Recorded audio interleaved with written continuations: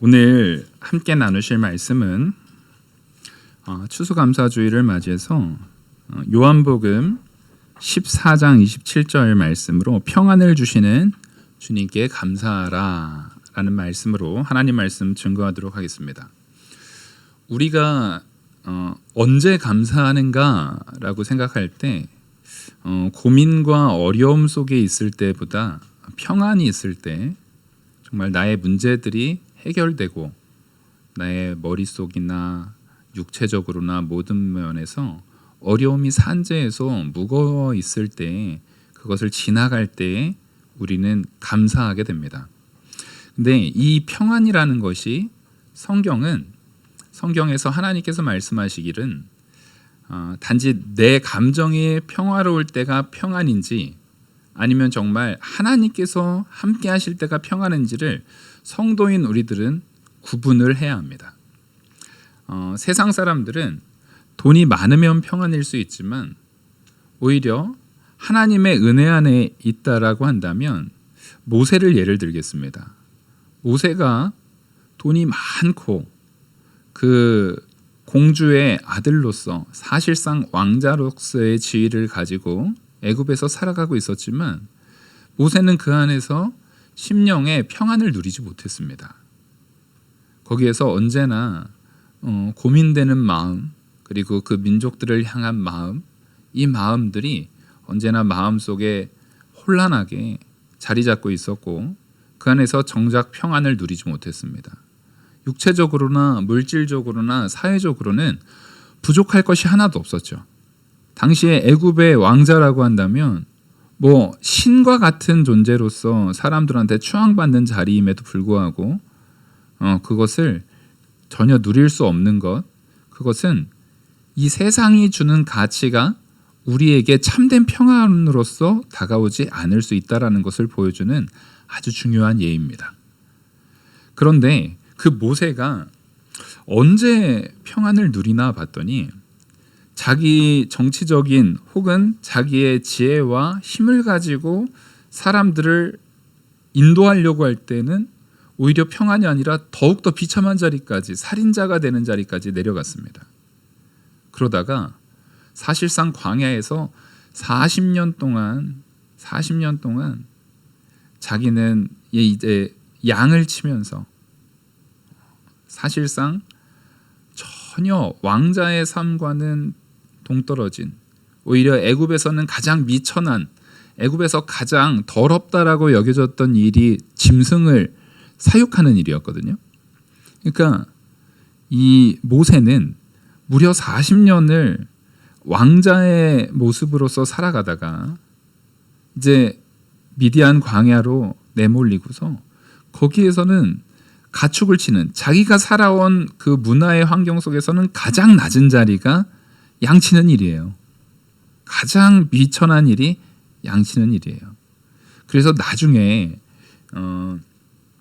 요셉이 자기의 아버지 이제 야곱과 그 형제들을 데리고 왔을 때 고센 땅을 달라고 했을 때 흔쾌히 주고 거기서 따로 살게 이 바로가 했던 이유는 그 양치는 일, 그런 목축을 하는 지저분한 일을 하는 사람과 가까이 함께 어울려 있고 싶지 않았던 그들의 문화적인 배경을 담아내고 있는 부분이기도 했습니다. 근데 그렇게 미천한 자리에 모세가 처해져 있었지만 오히려 그제서야 모세는 평안을 누리고 거기서 가정을 꾸리고 자녀를 낳고 마음에 평안을 누리고 있을 때 하나님께서 찾아오십니다. 우리는 이걸 잘 봐야 됩니다. 내가 마음이 평화로울 때 하나님이 찾아오신 건지, 하나님은 나의 마음이 평화로워지도록 이끄시다가 이제 때가 되었을 때 와주시는지, 당연히 후자인 것을 우리는 분명히 깨달아 알아야 됩니다. 우리에게 평안을 주시는 것이 누구신지를 알아야 돼요. 거짓된 평화, 지금 바로의 공주의 아들로서 부귀영화를 누리면서 거기에 있는 학문들을 배워가면서 누렸던 거짓된 평안 속에서 있었던 그 모세를 하나님께서 건져주시고 진짜 평화가 뭔지, 참된 평안이 무언지 보여주는 하나님의 역사였던 것입니다. 우린 이 평안, 오늘 본문에서 말하고 있는 평안을 너희에게 끼치노니 곧 나의 평안을 너희에게 주노라. 지금 예수님께서 이 제자들에게 평안을 끼치고 너희들에게 이 평안을 준다. 먼저 평안을 끼친다라는 것은 예수님께서 허락하시는 평안이 그와 함께하는 모든 이들에게 영향을 미치게 한다라는 겁니다. 그리고 그것을 바라봤을 때 이것이 정말 좋은 것이구나. 이 평안이 정말 기쁘고 감사한 것이구나 라는 것을 깨닫고 알 때에 그것을 우리 주 예수 그리스도께서 주신다는 겁니다. 평안은 주님께서 베풀어 주셔야 되는 겁니다. 이 여기에서 평안이라는 단어가 여러분들이 히브리어를 몰라도 헬라어를 몰라도 다 알고 있는 단어입니다. 샬롬입니다. 샬롬이라는 단어로서 이 평안은 표현됩니다. 우리는 그래서 주변에 샬롬하면 평안하십시오 이렇게 얘기하는 거예요. 평화 갖기를 원합니다. 평안을 누리시길 원합니다. 라고 하는 거예요. 근데 이 샬롬이라는 것은 하나님께서 주셔야만 샬롬이라는 겁니다. 하나님 없이 누리는 안락함이 있어요. 안 믿는 사람도요. 저기 좋은 휴양지에 가서 딱 바닷가에다가 침상 하나 깔아놓고 이제 누워서 뜨뜻한 공기 속에서 하늘 바라보면서 누워 있으면 모두가 평안할 겁니다. 근데 그것은 참된 평안이 아니에요. 자, 그 상황을 떠올려 보세요. 너무나 좋은 휴양지, 사람이 없는 나만이 혼자서 자유를 누릴 수 있는 너무나 좋은 휴양지에서 좋은 일기 가운데 햇빛을 쫙 맞으면서 누워 있어요. 근데 갑자기 거기로 들어왔던 배편이 끊겨요. 그날은 좋았죠. 배편이 한 달 정도 끊긴다고 하면 여러분 이제 평안입니까? 공포입니까? 너무나 좋았던 자리잖아요. 그 자리가. 여전히 햇빛은 찬란하게 비쳐요. 달라진 거 하나도 없어요. 여전히 햇빛은 따스해요. 여전히 바다는 푸르릅니다. 여전히 야자수는 있고요. 여전히 그 따뜻한 기온은 내 몸을 감쌉니다. 그런데 거기를 빠져나갈 방법이 없어요. 한 달이 지나고 2달이 지나고 6개월이 지났을 때에는 이제부터는 생존의 문제입니다. 여기에 평안이 있습니까? 없습니까? 평안이 없어요. 갑자기 공포영화 되는 거예요.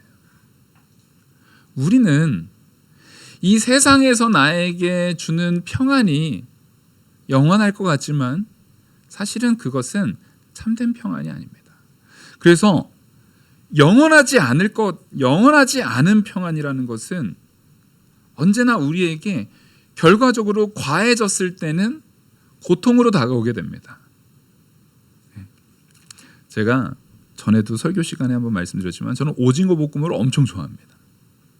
오징어 볶음을 무지하게 좋아해요. 그래서 그게 나오면 막 밥을 막 3공기씩 먹고 그랬어요. 근데 앞으로 10년 동안 오징어 볶음만 먹어야 된다라고 하면은 그때도 좋을까요? 아닐 것 같아요. 제가 많이 좋아하니까 6개월까지는 참을 수 있을 것 같아요. 그 이후로는 힘들 거예요. 우리는 이 땅에서의 좋은 것이라는 것은 영원하지 않습니다. 영원함이 없어요. 그래서 우리가 진짜 평안을 영원히 누리고자 하면은 그 누려지는 평안이 이 땅에 제한적이고 영원하지 않은 썩어질 것으로 얻어지는 평안이 아니라 우리에게 영원한 능력과 영원한 새로움과 영원한 가치를 가지고 계시고 그것을 영원한 존재로서 베풀어 주실 수 있는 분이 주시는 평안이어야 합니다. 그래야 그 평안이 영원한 거예요. 평안이 잠깐만 평화롭다가 끝나는 것과 영원히 평안이 있는 것은 굉장히 큰 차이입니다. 예를 들어서 여러분들한테 평안이 있을 겁니다 라고 그 뒤에 딱 이 말을 붙이면 과연 그 사람은 평화로울까? 이 말을 붙이겠습니다. 여러분들에게 아주 큰 평안이 있을 겁니다. 6개월 동안. 그 다음은 그 평안이 끝날 겁니다. 하면 여러분들은 6개월 동안은 행복하세요? 6개월 동안 근심 가운데 빠지세요? 우리는 6개월 동안 평안하지 못해요. 6개월 이후에 나에게 닥칠 그 고통이 뭘까? 도대체 뭐가 온다는 거지? 도대체 무슨 어려움이 온다는 거지? 6개월 있다가 무슨 일이 일어난다는 거지? 온갖 고민 때문에 그 6개월마저도 평화롭지 못해요. 근데 반대로 지금 내가 어려움 가운데 있습니다. 고통 가운데 있습니다. 환난 가운데 있습니다. 근데 6개월 후부터는 영원한 평안이 있을 겁니다. 라고 말하면 지금 현재의 환난이 고통 가운데 있겠습니까? 6개월만 버티면 된다는 희망 가운데 기쁘겠습니까? 희망 가운데 기쁜 거예요. 이 6개월만 버티면 돼. 이것만 버티면 이후로는 영원한 평안이 있어. 영원한 기쁨이 있어. 그러면 오늘 하루가 지나가는 그 시간이 지나면 지날수록 근심이 점점 가벼워지는 겁니다. 하루가 지났어요. 이 59일 남았다. 58일 남았다. 57일 남았다. 이제 조금 있으면 이 고통도 끝나가는구나. 그리고 그 이후에 평안을 약속하셨기 때문에 그 6개월 동안의 어려움들은 절대 나를 뭐하지 못합니까? 나를 죽이지 못해요. 그것을 우리는 확고하게 세우고 있는 겁니다. 그 기쁨이 우리를 주장하는 겁니다. 그래서 오늘 여기에서 말하는 것처럼 우리에게 주는 평안은 반드시 하나님께서 주시는 평안이어야 합니다. 세상의 물질적인 것이나 자녀를 통한 것이나 사회적인 안락을 통한 것으로 얻어지는 것이 아니라 하나님께서 주시는 평안을 누릴 때 우리는 참된 기쁨과 참된 감사가 나오는 거예요. 하나님께서 우리에게 평안을 약속하십니다. 그 평안을 누리고 있는 우리는 감사하십시오. 1년에 한 번 감사주일만 되면 여러분 감사하셔야 됩니다. 감사하셔야 됩니다. 감사하셔야 됩니다. 하나님께서 우리에게 이것도 베푸셨고요. 저것도 베푸셨고요. 이것도 베푸셨으니까 감사해야 됩니다. 그러면 그 전에는 안 베푸셨습니까? 우리 다 알아요. 저는 이 감사주일날 감사를 종용하고 감사를 쥐어짜내는 주일이 되지 않았으면 좋겠어요. 정말로 하나님께서 주시는 평안을 우리가 누린다면 오늘 본문의 말씀처럼 평안을 너에게 끼치노라. 평안이 쫙 끼쳐집니다. 평안이 계속 누려져요. 그러면 우리는 추임새처럼 자연스럽게 성도의 입에서 많이 나오는 말, 내가 정말 하나님의 은혜로 기쁨을 누릴 때 많이 나오는 말 있죠. 주여 감사합니다. 이게 성도들만 공감할 수 있는 말이래요. 우리가 감사합니다라는 말을 사무적인 거 말고요. 업무적으로 사람들이 지불해서 뭐 사갔을 때 감사합니다 말고 진심으로 감사합니다라는 말을 가장 많이 쓰는 종교가 기독교입니다.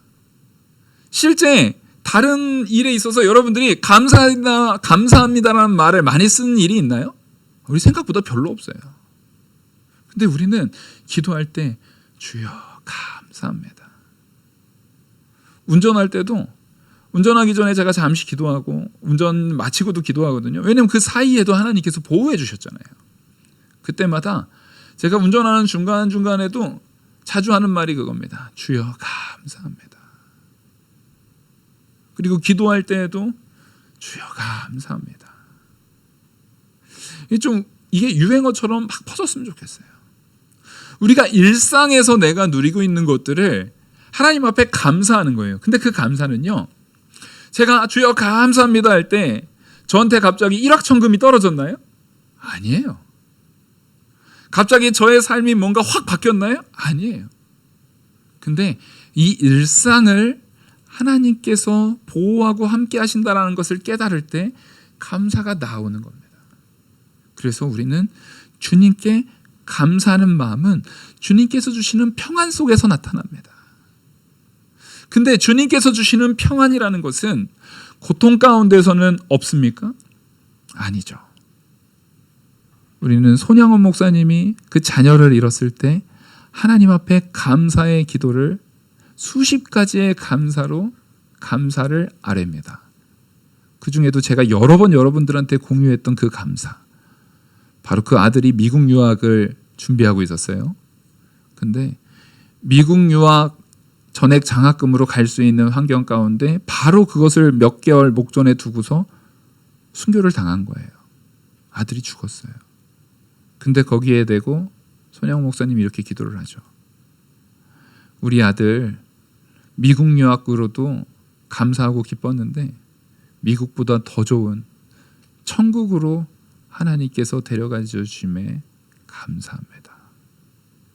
이 감사는 내가 느낄 수 있는 가장 비참한 현실 속에서도, 내가 느낄 수 있는 가장 고통스러운 상황 속에서도 누가 평안을 끼치고 누가 평안을 나에게 주시면 감사가 되는 거예요? 하나님께서 평안을 나에게 끼쳐주시고 하나님께서 그 평안을 나에게 허락해 주시면 그때의 감사가 나오는 겁니다. 그래서 우리에게 있어서 가장 중요한 감사의 근거는요, 하나님과 화목하였느냐입니다. 하나님과 교제가 되고 하나님과 소통이 되느냐입니다. 하나님께서 우리와 교제해 주셔야만 우리는 그제서야 하나님과 화평을 누리고 그제서야 참된 감사가 나온다는 것입니다. 하나님께서 우리와 함께 해주시지 않으면 우리는 화평할 수 없습니다. 시편 85편을 잠깐 보시겠습니다. 시편 85편 8절입니다.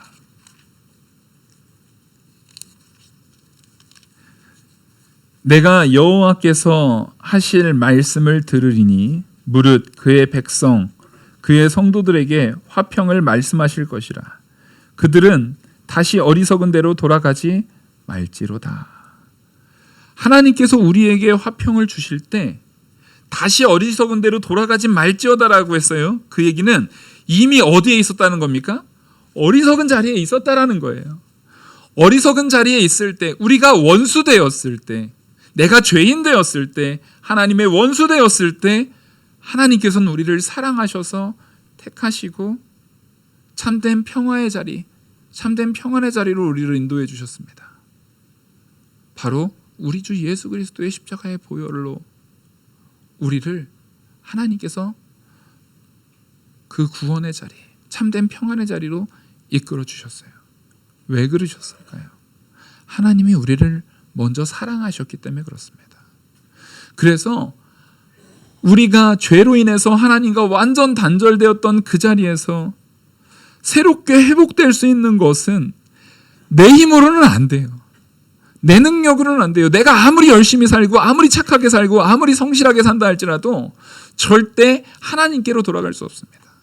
그래서 하나님께서는 이 땅에 하나님이 거하실 성전을 짓게 하시는 거예요. 하나님께서 시내산에 임재해 주신 거예요.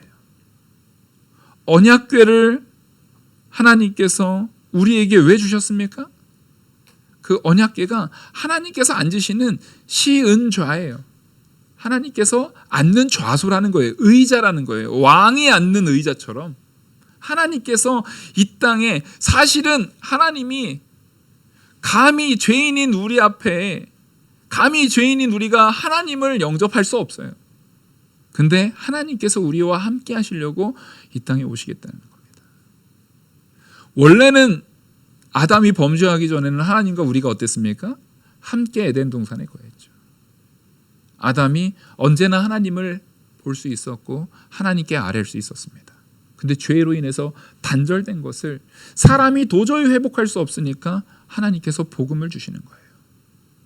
여인의 후손이 뱀의 머리를 상하게 할 것이고 뱀은 여인의 후손의 발 뒤꿈치를 상하게 할 거다라는 그 복음, 앞으로 너희에게 너희를 구원할 메시아가 올 것이다라는 그 원시 복음을 주신 거예요. 예, 그렇게 하나님은 죄인된 우리에게 먼저 다가오셨습니다. 그것이 바로 우리 주 예수 그리스도의 십자가의 보혈의 중요한 사건입니다.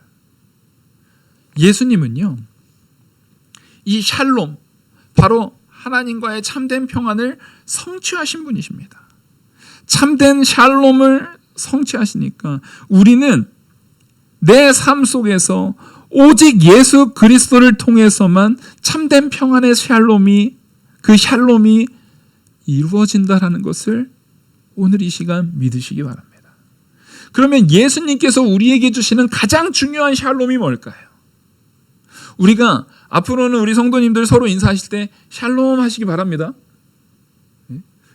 박 장로님이 코로나 때문에 지금 집에서 예배를 드리시고 계시는데 박 장로님이 항상 문자를 나누면 항상 쓰시는 말이 샬롬 쓰십니다.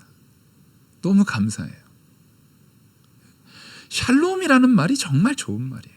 근데 그 샬롬을 말할 때 우리도 모르게 세상적인 평안을 머릿속에 염두에 두고 있는데 앞으로 샬롬을 말할 때는 바로 이 생각을 마음에 품고서 샬롬을 말씀하셔야 돼요.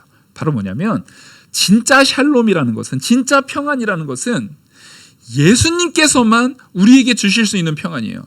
따라하겠습니다. 하나님과 나를 화목시키시는 것.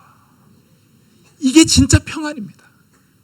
죄로 인해서 하나님과 완전히 단절된 나를 하나님께서 우리 주 예수 그리스도를 이 땅에 보내주시고 우리를 구원하시는 그 복음의 역사 속에서 다시금 예수를 믿는 모든 성도들이 하나님의 자녀요 백성되게 하시는 그 은혜, 그 평안, 하나님의 자녀됨을 통해서, 하나님의 백성됨을 통해서, 하나님과 함께함을 통해서 누려지는 그 영원한 평안을 예수님만이 주실 수 있어요. 그래서 예수님은 샬롬의 성취자이십니다. 예수님만이 샬롬을, 참된 샬롬을 성취하시는 분이에요. 바로 우리와 하나님의 회복. 그래서 예수님께서는 말씀 전체를 가지고 이렇게 말씀하시지 않습니까? 하나님 사랑과 이웃 사랑을 말합니다. 내 마음과 뜻과 정성을 다해서 하나님을 사랑하라는 거예요. 바로 이게 하나님과의 회복, 그전에는 도저히 화목될 수 없었고 회복될 수 없었던 그 관계를 예수님께서 이제 화목시켜 놨으니까 너희는 이제 온 힘을 다해서 더 이상은 하나님을 사랑하지 않는 죄에 빠지지 말고 하나님만 사랑하는 참된 사랑의 자리에 거하라. 내가 너희가 사랑할 수 있도록, 하나님과 만날 수 있도록, 하나님과 교제하고 화목할 수 있도록 너희에게 이 참된 샬롬을 준다라는 말이에요. 그러면 하나님과의 참된 샬롬이 회복되면 당연히 누구와의 샬롬도 회복됩니까? 이웃과의 샬롬도 회복됩니다. 하나님 사랑과 이웃 사랑이잖아요. 하나님과의 샬롬이 회복되면, 그 관계가 회복되면 하나님이 사랑하는 그 백성들, 하나님의 피조세계도 나는 뭐 하게 됩니까? 사랑하게 됩니다. 그래서 나는 그 샬롬이 회복되는 거예요. 그때에 내가 하나님 사랑과 이웃 사랑을 실천하고 순종했기 때문에 하나님은 나 자신에게 채워지는 복도 어떻게 됩니까? 하나님이 채워주시는 거예요. 그러니까 나는 나를 위해서 내가 열심히 살려고 해봤자 소용없어요. 하나님과의 샬롬, 하나님을 통해서 얻어지는 평안이 회복되면 다른 사람들과의 샬롬도 회복되고, 그것을 통해서 내가 말씀에 순종했기 때문에 하나님이 주시는 복 안에서 내가 누리는 참된 샬롬, 하나님이 주시는 복으로 그 샬롬이 누려지게 되는 겁니다.